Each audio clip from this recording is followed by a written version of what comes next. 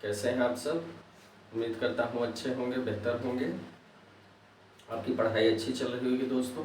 तो मैं प्रिंस स्वागत करता हूँ आपका आपके अपने चैनल नयन आईएएस पर। और दोस्तों उम्मीद है हमारे वीडियोस से आपको मदद मिल रही होगी और लगातार हमारे प्ले लिस्ट में वीडियो अपलोड हो रहे हैं। आप उनको देख के अपनी तैयारी जो है बेहतर बना सकते हैं। और जैसा कि आपको पता है कि हम जीव विज्ञान पढ़ रहे हैं, जिसको बायोलॉजी कहते हैं। तो बायोलॉजी या जीव विज्ञान में हम लोग पादप की आकार की देख रहे हैं। हम लोग क्या देख रहे हैं दोस्तों? हम लोग आकार की देख रहे हैं। आकार की आकार की में जो है आकार की में या मार्फोलॉजी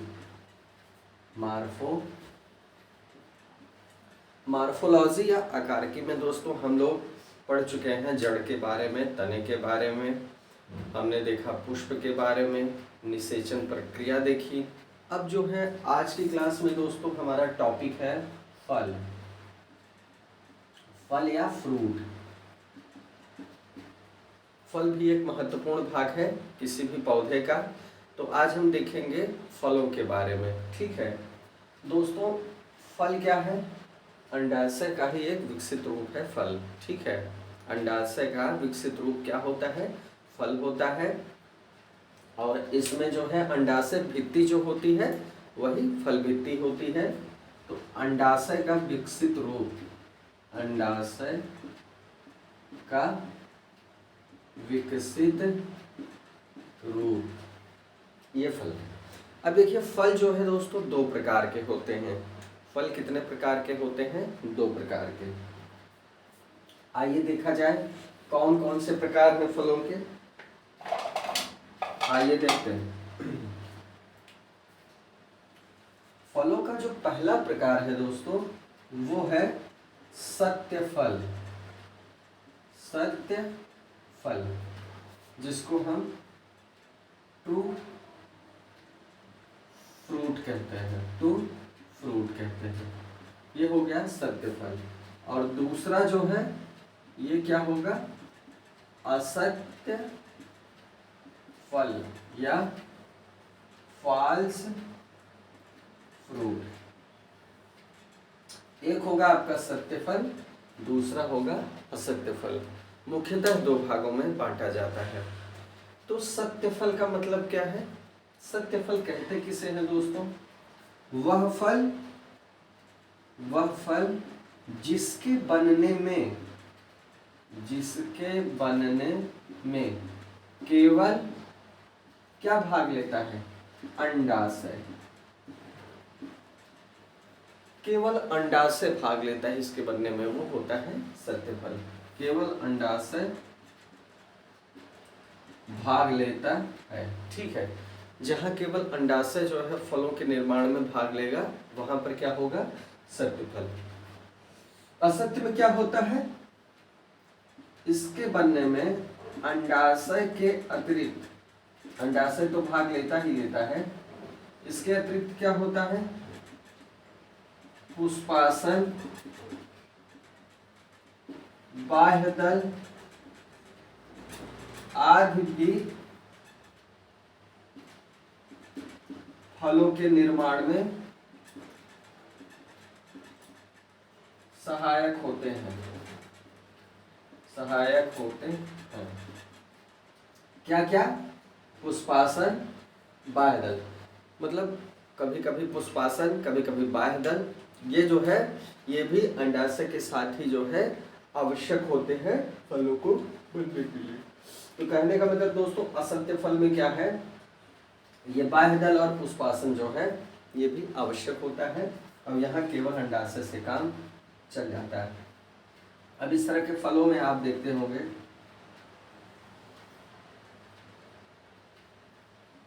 आम।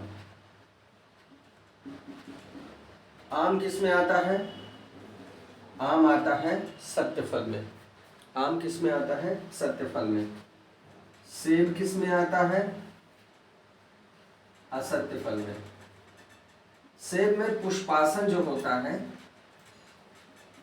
पुष्पासन जो होता है ये भी सेब के फल के निर्माण में महत्वपूर्ण भूमिका अदा करता है। तो ये दो प्रकार हो गए आपके फलों के, एक सत्य फल और एक असत्य फल। सत्य और असत्य में बस इतना अंतर यहाँ यही है कि इसके बनने में केवल अंडाशय इस्तेमाल होता है और यहाँ पुष्पासन और बाह्यदल दोनों इस्तेमाल होते हैं। इसका उदाहरण, असत्य फल का उदाहरण सेब है और आम किसका उदाहरण है? सत्य फल का। क्लियर हुआ? चलिए दोस्तों, इतना समझ में आ गया आपको। अब आइए आगे देख लिया जाए, आगे देखा जाए। आइए दोस्तों, अब इसमें हम देखेंगे कि जो है फल का काम क्या है, फल इम्पोर्टेंट क्यों है, महत्व, बहुत सारा महत्व है। केवल हम देखेंगे कि क्या ऐसी चीज है जो बहुत महत्वपूर्ण है। देखिए दोस्तों, ये क्या करता है? तरुण बीजों की क्या करता है? रक्षा करता है। बीज जो है फल में ही स्थित होता है। बीज जो होता है वो घिरा होता है फल से। जैसे आप आम देखते हैं,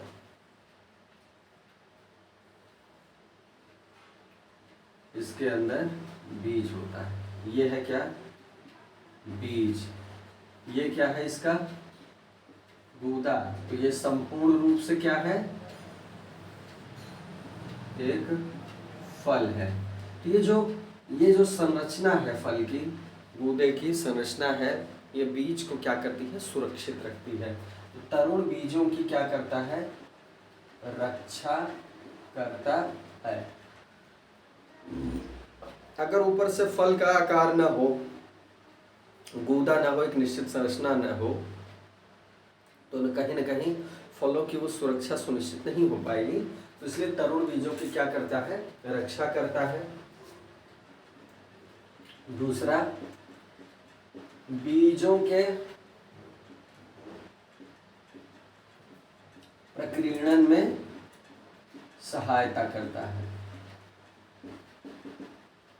बीजों के प्रकीर्णन में क्या करता है? फल सहायक होता है। प्रकीर्णन का मतलब हो गया कि फल की वजह से चाहे मनुष्य चाहे और जीव जंतु इसका भक्षण करते हैं और एक जगह से दूसरे जगह इसका प्रकीर्णन करने में मददगार साबित होते हैं। मतलब इसका प्रकीर्णन में ये क्या सहायता करता है? फल खाने के द्वारा जो है एक जगह से दूसरे जगह ये प्रकीर्णित होता रहता है। ठीक है, तो प्रकीर्णन में फल सहायक होता है। क्लियर हुआ? होमोलॉजी।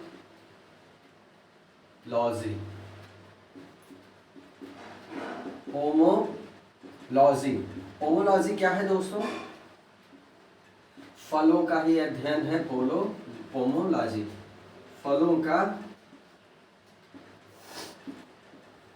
के अध्ययन को हम क्या कहते हैं? होमोलॉजी कहते हैं। क्लियर हो गया? तो ये कुछ इंपॉर्टेंट बातें हैं फलों के महत्व के बारे में, बस इतना पर्याप्त है आपके लिए जानना। अब देखिए एक विशेष बात, अनिषेक फलन, एक शब्दावली है अनिषेक फलन। जानते हैं क्या होता है? अनिषेक फलन।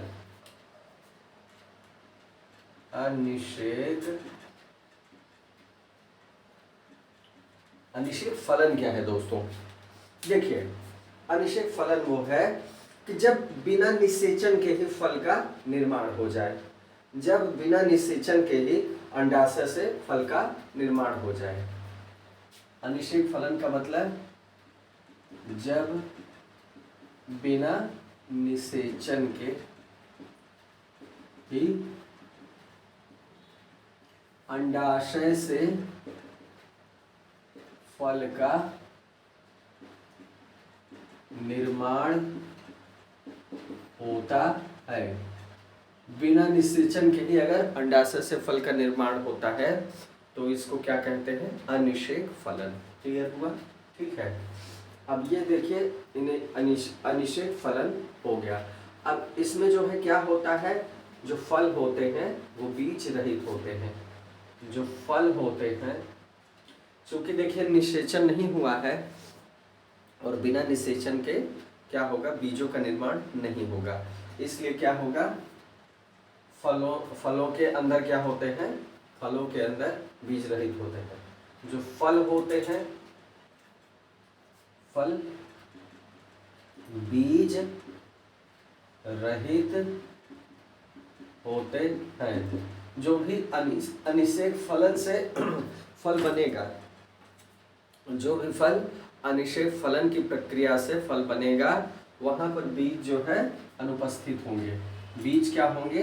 अनुपस्थित होंगे। जैसे उदाहरण देखिए, पपीता, नारंगी, केला नहीं, अनानास, अनानास, अनानास, अंगूर, ये सब ऐसे फल हैं जिसमें बीज नहीं पाया जाता। इनमें बीज नहीं पाया जाता क्योंकि ये अनिषेक फलन से निर्मित होते हैं। ठीक है, क्लियर हुआ? मतलब हमने ये देखा, निषेचित फलों को भी देखा जहाँ पर प्रॉपरली बीज का निर्माण होता है, और एक ये प्रक्रिया है जिसमें बीज का निर्माण नहीं होता क्योंकि इसमें निषेचन ही नहीं होता। क्लियर हुआ? उदाहरण देख लीजिए, पपीता, नारंगी, अनानास और अंगूर। क्लियर हुआ? चलिए दोस्तों, ये चीज हो गई। अब आइए देखा जाए कुछ और बातें। आकारिकी में देखा जाए उत्कों के बारे में। अब देखिए दोस्तों, ये तो हो गया पुष्प, निषेचन, अनिषेक फलन, फल, पुष्प। अब देखिए पौधों में जो है कुछ महत्वपूर्ण कार्यों को संपादित करने के लिए कुछ ऊतक पाए जाते हैं। तो ऊतक तो बहुत बड़ा टॉपिक है, लेकिन चूंकि हमारी परीक्षा की दृष्टि से बहुत कम इम्पोर्टेंट है, तो जो देखते हैं, जो बहुत इम्पोर्टेंट चीज़ें हैं थोड़ा बहुत समझना, उसको हम बताएंगे आपको। जैसे जाइलम, आप जाइलम और फ्लोएम देख लेते हैं, तो महत्वपूर्ण ऊतक ही देख लेते हैं। ठीक है, महत्वपूर्ण ऊतकों में मैं सिर्फ आपको जाइलम और फ्लोएम बताता हूँ। जाइलम फ्लोएम जान लीजिए, पर्याप्त है। बहुत सारे ऊतकों का महत्व नहीं है। विभज्य ऊतक होता है, अविभज्य ऊतक होता है, और बहुत सारी चीज़ें होती हैं, वो हमें पढ़ना बहुत आवश्यक नहीं। जाइलम फ्लोएम के महत्वपूर्ण कार्य की वजह से इनको जानना आवश्यक है। एक होता है जाइलम ऊतक। ठीक है, जाइलम क्या होता है, ये कहाँ कहाँ पाया जाता है, ये कहाँ कहाँ पाया जाता है, ये हम देख लेते हैं। ठीक है, जाइलम जड़ों में पाया जाता है, जड़ों में पाया जाता है, पत्तियों में, तने में, पत्तियों में पाया जाता है, तने में पाया जाता है, तने में। कहाँ कहाँ ये ऊतक पाया जाता है? जड़ों में, पत्तियों में, तनों में। इसको क्या कहते हैं? जाइलम ऊतक को हम चालन ऊतक, जाइलम ऊतक को चालन ऊतक कहते हैं। महत्वपूर्ण इसलिए है क्योंकि यही ऊतक ऐसा ऊतक है जो क्या करता है, जड़ों से ये क्या करता है, यहां से जल और आवश्यक खनिज लवण, जल और आवश्यक खनिज लवण लेकर जो है पौधे के विभिन्न भागों तक पहुंचाता है, पत्तियों तक पहुंचाता है और पौधे के विभिन्न भागों तक पहुंचाता है। इसलिए पहुंचाता है ताकि प्रकाश संश्लेषण की क्रिया, ये जो जल है, खनिज लवण है, इनकी आवश्यकता पड़ती है फोटोसिंथेसिस में, जो पत्तियों में होता है। प्रकाश संश्लेषण की क्रिया क्या हो सके, संपन्न हो सके, मतलब भोजन निर्माण हो सके। इसलिए ये जो है पत्तियों तक प्रकाश संश्लेषण पूरा करने के लिए खनिज लवण और जल को वहां पर पहुंचाता है या परिवहन करता है। तो कहने का मतलब जाइलम इसलिए महत्वपूर्ण है। इसको हम क्या कहते हैं? चालन ऊतक कहते हैं। इतना समझ लीजिए, बहुत है। अब इसके बाद दोस्तों फ्लोएम ऊतक है। कौन सा ऊतक है? फ्लोएम ऊतक। जाइलम के बाद क्या होगा इसकी जगह? दूसरा हो गया। दूसरा ऊतक का कौन सा है दोस्तों? ये है फ्लोएम। फ्लोएम ऊतक। फ्लोएम ऊतक में क्या जानना है आपको? ये भी यहीं पाया जाता है जहां ये चीजें पाई जाती हैं आपकी जाइलम वाली। जाइलम जैसे यहाँ पाया जाता है, यहाँ पाया जाता है, यहाँ मतलब तने में, पत्तियों में और जड़ों में ये भी पाया जाता है। लेकिन काम इसका अलग होता है। इसका काम क्या है? तैयार भोजन को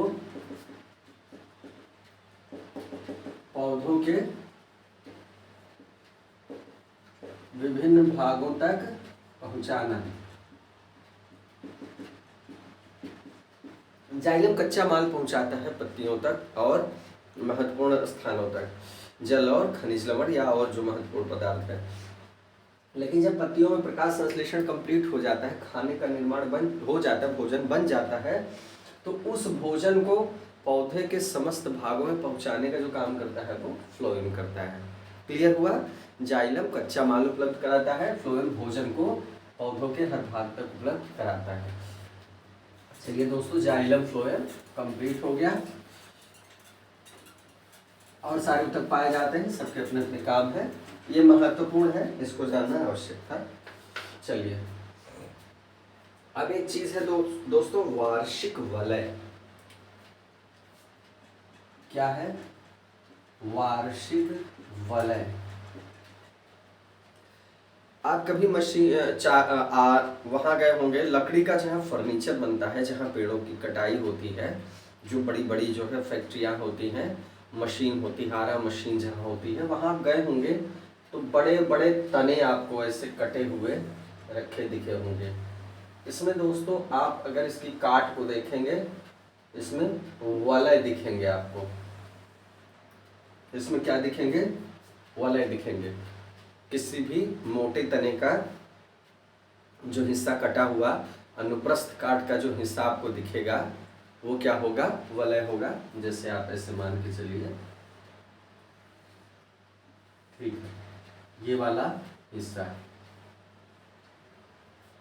यही वाला हिस्सा यहाँ पर हमने जूम करके दिखाया, ठीक है, ये वाला हिस्सा हमने जूम करके आपको दिखाया है, ठीक है।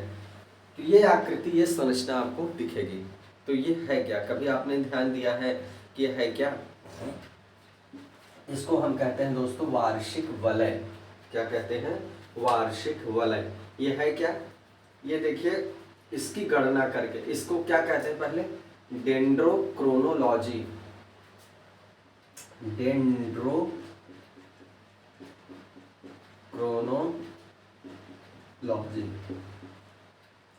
डेंड्रोक्रोनोलॉजी ये होता है वलयों का अध्ययन। वार्षिक वलयों के अध्ययन को हम क्या कहते हैं? डेंड्रोक्रोनोलॉजी। वलय होते क्या है दोस्तों? ये वलय क्या होते हैं? वार्षिक आधार पर हर वर्ष जो है इनकी संख्या बढ़ती है, वलय निर्मित होते हैं। दरअसल ये क्या करते हैं? ये जो है किसी भी वृक्ष की, पौधे की जो है उम्र को दर्शाते हैं। इतना बस आप जान लीजिए, इसमें पर्याप्त है आपके लिए। वार्षिक वलय कैसे बनते हैं? ये हर साल निर्मित होते हैं। देखिए, अलग अलग मौसम, अलग अलग जलवायु के आधार पे इनके निर्माण में जो है अंतर होता है, लेकिन ये जान लीजिए कि हर साल निर्मित होते हैं और इनकी गणना करके हम इनकी उम्र का पता लगा सकते हैं। इनकी गणना के आधार पे वृक्षों की उम्र का हम पता लगा सकते हैं। वृक्षों की आयु इसी से ज्ञात की जाती है, ठीक है, वलयों की संख्या के आधार पर। वार्षिक वलय समझ में आ गया आपको? वार्षिक वलय का क्या रोल है? ये वृक्षों की सही उम्र का पता लगाने में हमारी मदद करते हैं। चलिए ठीक है, ये बात क्लियर हो गई दोस्तों। अब देखिए पौधों में पोषण। अब हम देखेंगे कि पौधों में पोषण क्या है, किस तरह होता है और कौन कौन से पोषक तत्व हैं जो पौधों के लिए आवश्यक है। बाद में हम मनुष्यों में भी पोषण देखेंगे, महत्वपूर्ण टॉपिक है, ठीक है। आइए दोस्तों देखते हैं पौधों में पोषण। पौधों में पोषण, न्यूट्रिशन इन प्लांट्स। क्या होता है पोषण दोस्तों? ठीक है, पोषण जो पोषण शब्द है इसकी उत्पत्ति, पोषण शब्द की उत्पत्ति किससे हुई है? पोषक शब्द से। पोषक को क्या कहते हैं? न्यूट्रिएंट। न्यूट्रिएंट्स क्या होते हैं? पोषक तत्व होते हैं। पोषक से इसकी उत्पत्ति हुई है। अब जो है पोषक क्या है? पोषक तत्व क्या है? पोषक तत्व ऐसा पदार्थ है, ऐसा ये पदार्थ है जो जीव बाहरी वातावरण से ग्रहण करता है। जीव बाहरी वातावरण से ग्रहण करता है ऐसा पदार्थ है। और किस लिए ग्रहण करता है? ताकि वह अपनी जैव प्रक्रिया को सुचारू रूप से चला सके। सुचारू रूप से चलाने के लिए बहुत सारी जैविक आवश्यकताएं होती हैं किसी भी जीव की। यहाँ पौधे की बात नहीं हो रही है, किसी भी सजीव की बात हो रही है, क्योंकि पोषण पौधों में भी होता है, जंतुओं में भी होता है। तो पोषक तत्व का मतलब क्या होता है?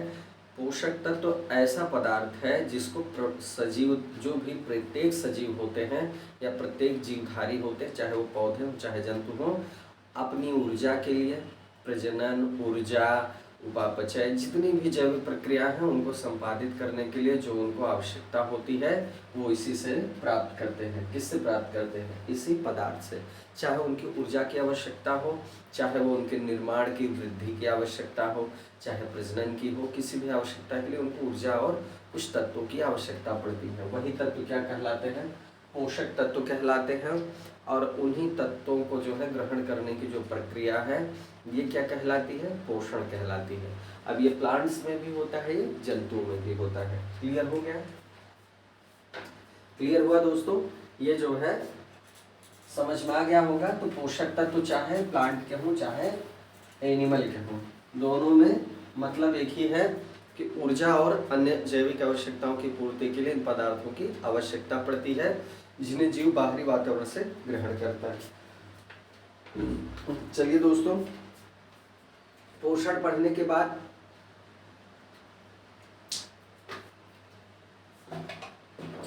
हम देखेंगे कौन कौन सी महत्वपूर्ण पोषण की विधियां हैं। अब हम देखेंगे पोषण की विधियां। पोषण की विधियां, सबसे पहले तो स्वपोषण आएगा, दूसरा क्या होगा? पर पोषण। स्वपोषण नाम से स्पष्ट है कि जहां पर जीवधारी अपने भोजन का निर्माण खुद कर लेता है। ठीक है, खुद करने का मतलब ये हुआ कि जैसे खाना आप बना लेते हैं मनुष्यों में, मान लीजिए आप भोजन अपना बना लेते हैं, इसका मतलब ये नहीं हुआ कि भोजन का निर्माण आप खुद कर रहे हैं, भोजन को आप पका रहे हैं। केवल जो भोजन का कच्चा माल है ये आपने कहीं और से प्राप्त किया है, ये आपने उत्पादकों से या हरे पौधों से प्राप्त किया है। तो आप स्वपोषी नहीं हैं, आप किस में आएंगे? परपोषी में आएंगे। ठीक है, स्वपोषण क्या है? Basically autotrophic nutrition. Autotrophic nutrition, autotrophic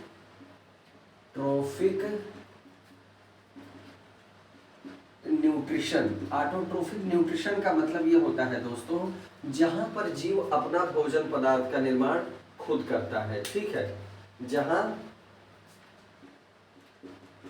जीव अपने भोजन का निर्माण स्वयं करता है, वो किसी पर निर्भर नहीं होता, करता है। समस्त हरे पौधे चूंकि इनमें क्लोरोफिल पाया जाता है, कई बार मैं बता चुका हूं आपको, पौधों में, हरे पौधों में क्लोरोफिल पाया जाता है, हरित लवक पाया जाता है, क्लोरोप्लास्ट पाया जाता है जिसको कहते हैं। हरित लवक क्या करता है दोस्तों? हरित लवक जो है अगर उपस्थित होगा पत्तियों में तो प्रकाश की मदद से और खनिज तत्वों की जल की मदद से पौधे अपना भोजन स्वयं बना लेते हैं। तो ये प्रक्रिया क्या कहलाती है? स्वपोषण कहलाती है। तो समस्त सारे पौधे क्या होते हैं? स्वपोषी होते हैं। नील हरित शैवाल, नील हरित शैवाल ये क्या है? स्वपोषी है। ठीक है, सभी पौधे नील हरित शैवाल, कुछ जीवाणु भी अपना भोजन बना लेते हैं। ठीक है, शैवाल में साइनोबैक्टीरिया इनको कहते हैं, ये अपना भोजन बनाते हैं। तो स्वपोषण का मतलब ये हो गया। इनको क्या कहते हैं? उत्पादक, क्या कह सकते हैं? प्राथमिक उत्पादक। ये प्राथमिक उत्पादक होते हैं, प्राइमरी प्रोड्यूसर। अब परपोषण में क्या है? जो जीव अपने भोजन के लिए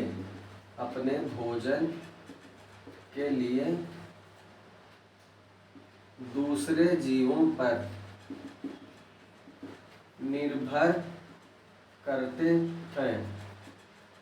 हरे पौधों के अतिरिक्त जो है, या शैवालों के अतिरिक्त समस्त जीवधारी क्या है? परपोषी हैं, क्योंकि किसी न किसी रूप में वो दूसरे जीव पर निर्भर रहते हैं। ठीक है, अब देखिए ये क्या करते हैं? दूसरे जीवों पर निर्भर होते हैं, परपोषी।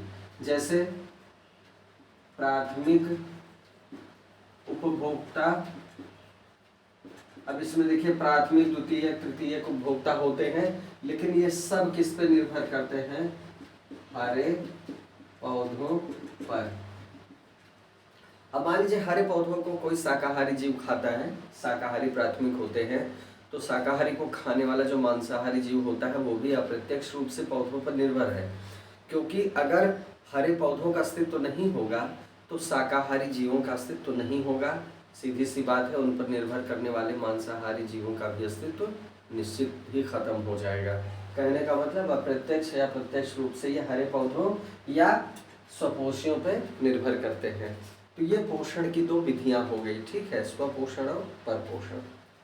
चलिए दोस्तों आगे समझ लिया जाए और क्या जानना आपके लिए आवश्यक है। पोषण की विधि तो आपने समझ ली, चलिए देखते हैं और चीजें, आइए देख लिया जाए।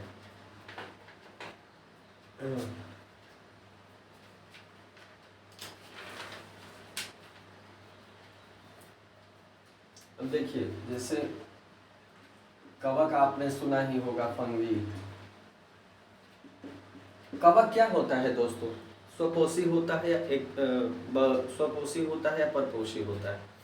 आपने पढ़ा ही है इसके पहले कि कवक और शैवाल का जो सहजीवन है वो लाइकेन कहा जाता है। तो शैवाल स्वपोषी था और कवक क्या था? परपोषी था, जो शैवाल के ऊपर निर्भर करता है, और दोनों का संबंध क्या कहलाता है? लाइकेन।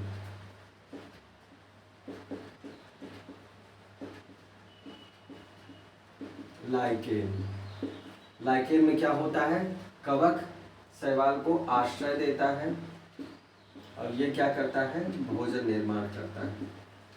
कवक जो है कच्चा माल भी उपलब्ध कराता है शैवाल को, जल और अन्य सारे खनिज तत्व अवशोषित करके क्या करता है? शैवाल को प्रोवाइड कराता है। ठीक है, तो ये हो गया आपका कवक। कवक क्या है? सवाल था कवक क्या है, तो कवक दोस्तों क्या है?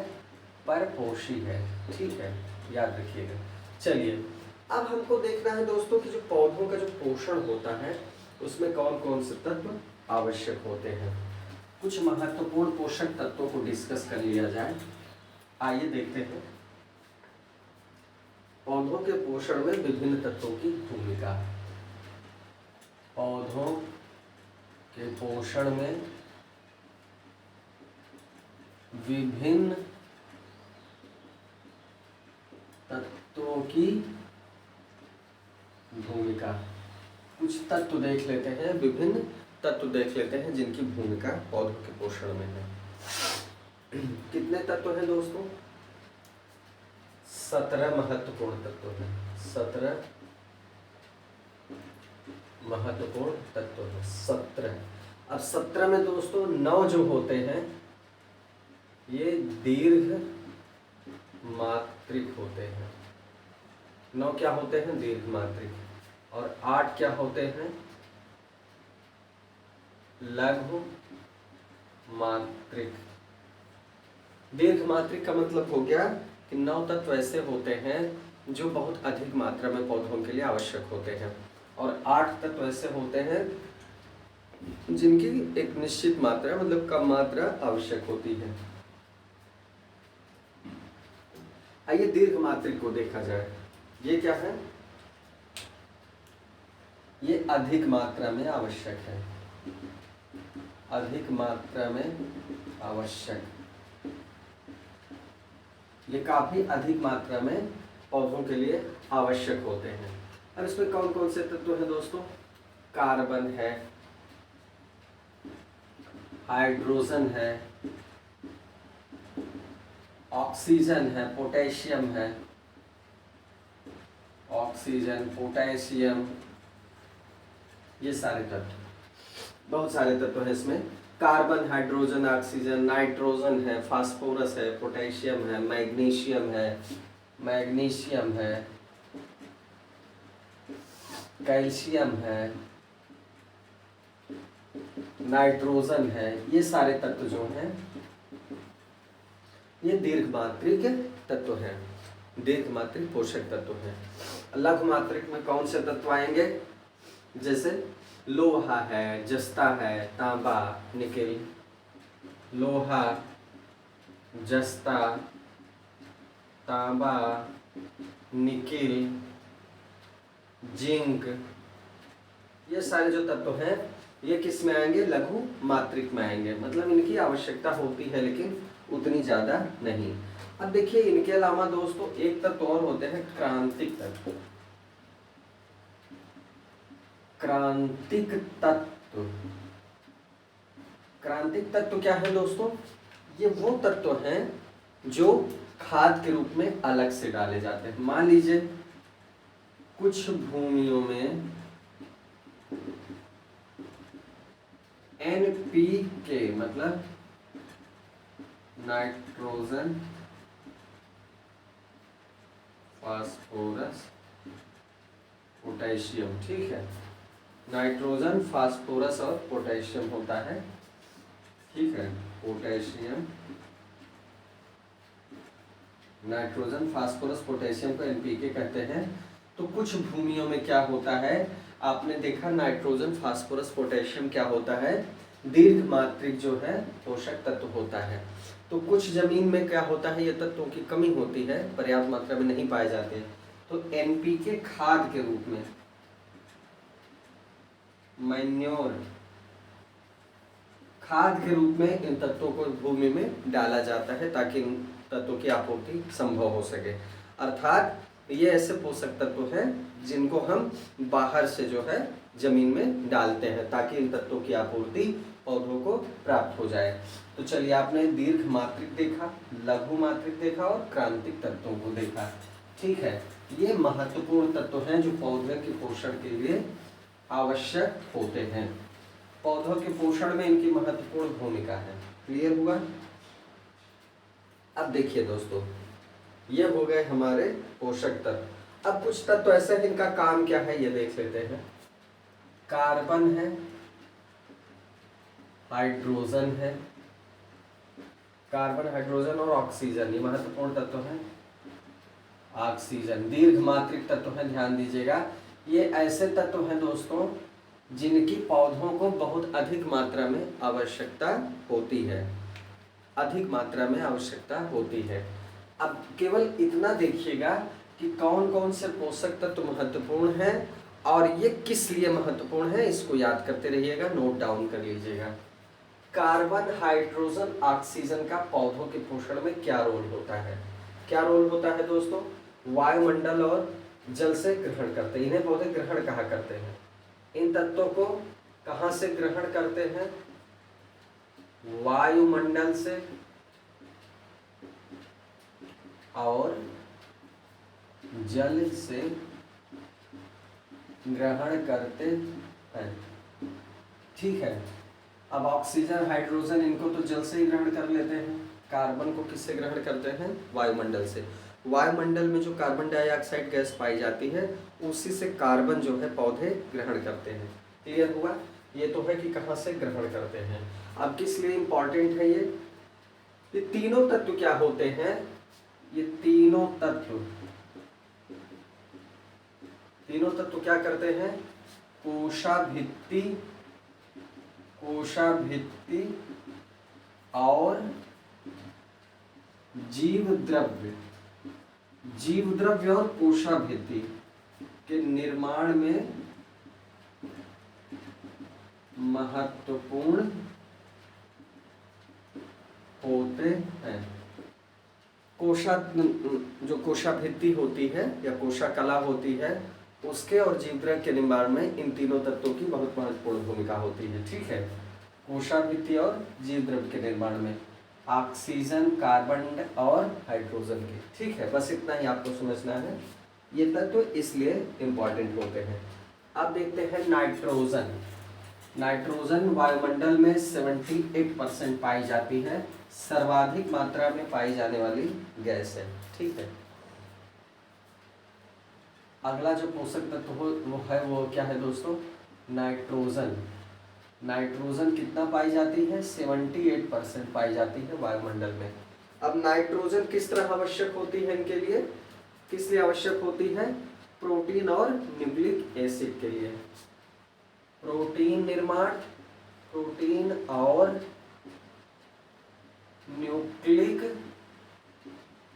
एसिड के निर्माण